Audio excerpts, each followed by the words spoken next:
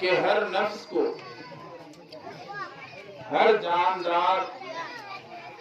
ہر ذی روح کو ایک نہ ایک دن مرنا ہے، اسے موت کا مزہ چکھنا ہے۔ دوسری جگہ اللہ رب العزت کا ارشاد ہے کہ اے نبی پاک صلی اللہ علیہ وسلم آپ کہہ دیجئے کہ بے شک موت جس سے اے لوگوں تم بھاگتے ہو فَإِنَّهُ مُلَاقِيكُمْ، وہ تمہیں پکڑ کے رہے گی، وہ تم سے ملاقات کر کے رہے گی۔ ثُمَّ تُرَدُّونَ إِلَىٰ عَالِمِ الْغَيْبِ وَالشَّهَادَةِ، پھر جب تمہاری موت آ جائے گی، تمہارے جسم سے روح نکل جائے گی، تو کہہ رہے ہیں تمہاری روح لوٹا دی جائے گی۔ غیب اور حاضر، غیب اور حاضر اس کے جاننے والے کی طرف وہ خدا کی ذات، پھر تم کو اللہ تبارک و تعالیٰ باخبر کرے گا اس چیز سے جو تم دنیا کے اندر کرتے تھے۔ آقا صلی اللہ علیہ وسلم کی حدیث شریف پیش کی گئی۔ آقا صلی اللہ علیہ وسلم فرماتے ہیں کہ اے لوگوں، دنیا میں ایک اجنبی کی طرح زندگی گزارو،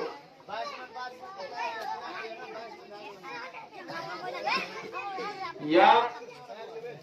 تمہاری دنیاوی زندگی ایک مسافرانہ ہو کہ جیسے کوئی مسافر حالت سفر میں کسی اسٹیشن پہ اپنی ٹرین کے انتظار میں ہو، جب اس کے ٹرین کا وقت ہو جاتا ہے، چاہے اسٹیشن پہ اسے 10 گھنٹے کیوں نہ ٹھہرنا پڑے، لیکن وہ اسٹیشن اس کا منزل اور اس کا مقصود نہیں ہوا کرتا، وہ اپنی ٹرین آنے کے بعد وہ سوار ہو کے اپنے منزل کی طرف روانہ ہو جاتا ہے۔ ایسے ہی لوگوں، تم لوگوں کو اللہ تبارک و تعالیٰ نے ایک مسافرانہ زندگی اس دنیا میں عطا کی ہے۔ تمہاری موت جو ٹرین کے شکل میں آئے گی، اس میں تم میں سے سبوں کو اپنی دی ہوئی عمر پوری کرنے کے بعد چلا جانا ہے۔ حضرات، موت ایک ایسی چیز ہے، ایک ایسا اللہ تبارک و تعالیٰ کا عدل فیصلہ ہے، ایک ایسی حقیقت ہے کہ اسے کوئی بھی انکار نہیں کر سکتا۔ اللہ تبارک و تعالیٰ کے وحدانیت کے انکار کرنے والے نے اللہ کی وحدانیت کا انکار کیا، لیکن انہیں بھی اس کا اقرار ہے کہ نہیں، اس دنیا سے ایک دن جانا ہے، اور ہماری ساری محنت، ساری قد و کاوش، ہماری ساری چیزیں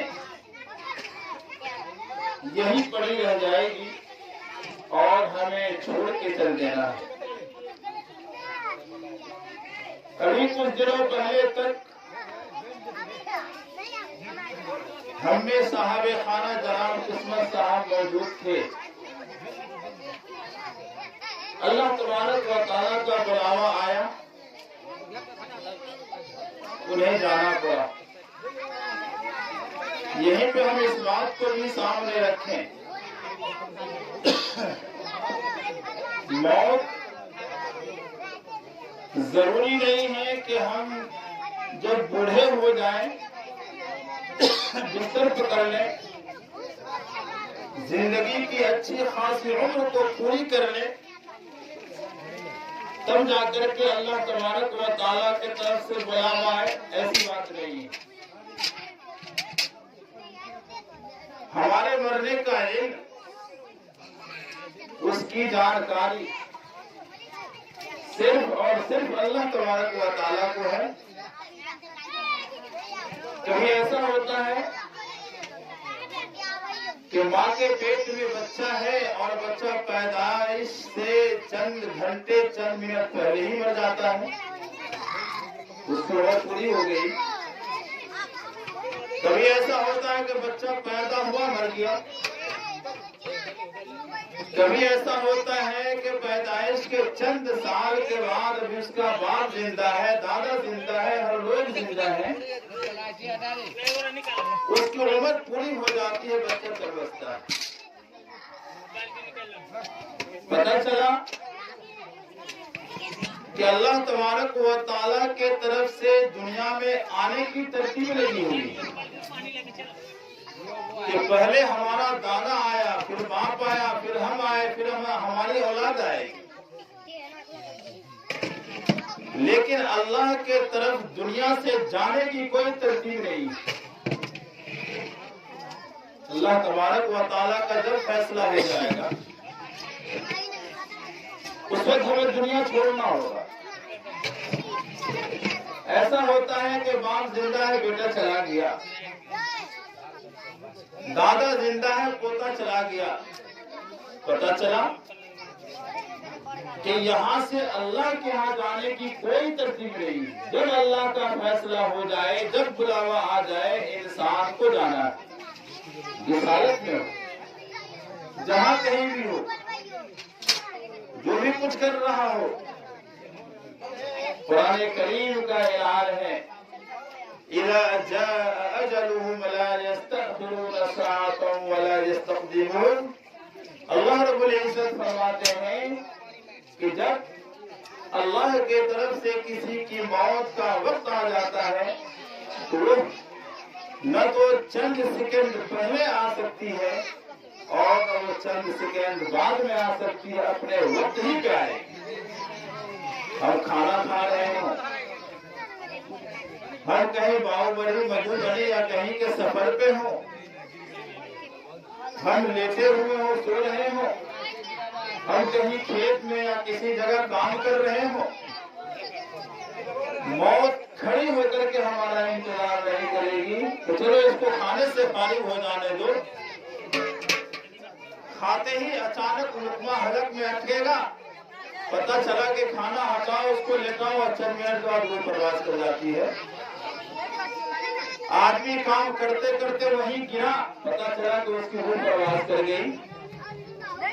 آدمی کہیں جا رہا ہے، سفر میں ہے، پتہ چلا کہ فلاں جگہ تھا، ابھی ٹرین میں تھا، وہیں اس کی روح پرواز کر گئی۔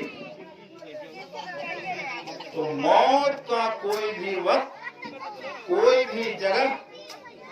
اور کوئی بھی ٹائم ٹیبل فکس نہیں ہے کہ ہمیں فلاں ہی دن موت آئے گی، فلاں ہی جگہ آئے گی۔ اس کا علم صرف اور صرف اللہ تبارک و تعالیٰ ہے۔ ہمیں چاہیے کہ ہم اس فنا ہونے والی دنیا سے دل نہ لگا کر اپنے دل کو اصل آخرت اور اللہ تبارک و تعالیٰ سے لگائیں۔ ٹھیک ہے، اس دنیا کو ہمیں عمر بھر برتنا ہے، ہمیں اللہ نے اس دنیا میں بھیجا ہے تو دنیاوی زندگی گزارنا ہے، لیکن اس دنیاوی زندگی کو مقصد سمجھ کے نہ گزارا جائے بلکہ ضرورت سمجھ کے گزارا جائے۔ یہ دنیا ہماری مقصد زندگی نہیں ہے، یہ ضرورت زندگی ہے۔ مقصد زندگی، زندگی کا مقصد آخرت ہے کہ ہمیں آخرت کی تیاری کے لیے دنیا کے اندر بھیجا گیا ہے، اور ہمیں دارالامتحان، امتحان گاہ میں اللہ تبارک و تعالیٰ نے رکھا ہے۔ ہم اس دنیا کے اندر امتحان دے رہے ہیں، اس کا رزلٹ ہمیں یہاں سے جانے کے بعد نظر آئے گا کہ ہم نے کہاں تک تیاری کی اور کہاں تک امتحان میں ہم کامیاب ہوئے۔ بڑی ناکامی، بڑا دکھ اور افسوس ہے ایسے لوگوں پہ، ایسے مردوں پہ، ایسی عورتوں پہ جو اس فانی فنا ہونے والی دنیا کو اصل اور حقیقت اور مقصد زندگی سمجھ کے اس کو تو اپنا لے، اور اپنی زندگی کے لیے، اپنے بال بچوں کو زندگی کو بنانے کے لیے، اس کے لیے روپیے، پیسے، گھر، زمین و جائیداد ہر کچھ عرض دے، لیکن وہ اپنے لیے، آخرت کے لیے، کہ جہاں اسے اصل زندگی ملے گی اور اس کا عمل اس کے ساتھ ہوگا، اس کے لیے وہ کچھ نہ کرے، تو ایسے لوگوں کے لیے، مردوں کے لیے، عورتوں کے لیے، نوجوانوں کے لیے،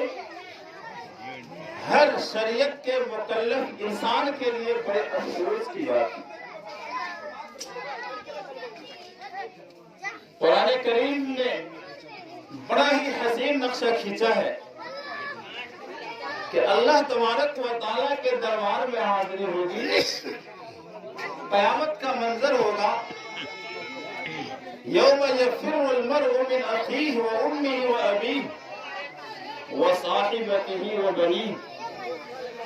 لکل امرئ منہم یومئذ شأن یغنیہ۔ اللہ تعالیٰ کہتے ہیں کہ ایسا منظر ہوگا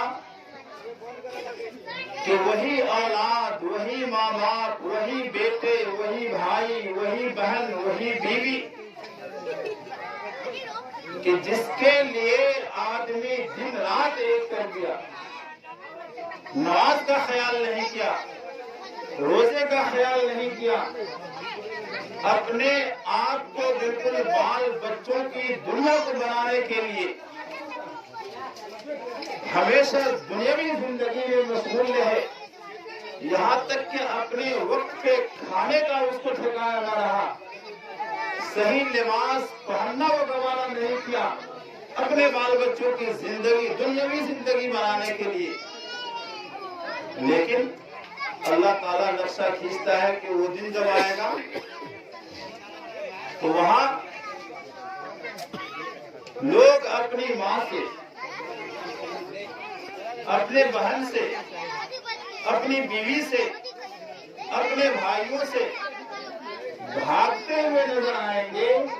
اور اس دن اگر کام آئے گا ہر مرد ہر عورت کو تو اس کا نیک عمل کام آئے گا۔ آج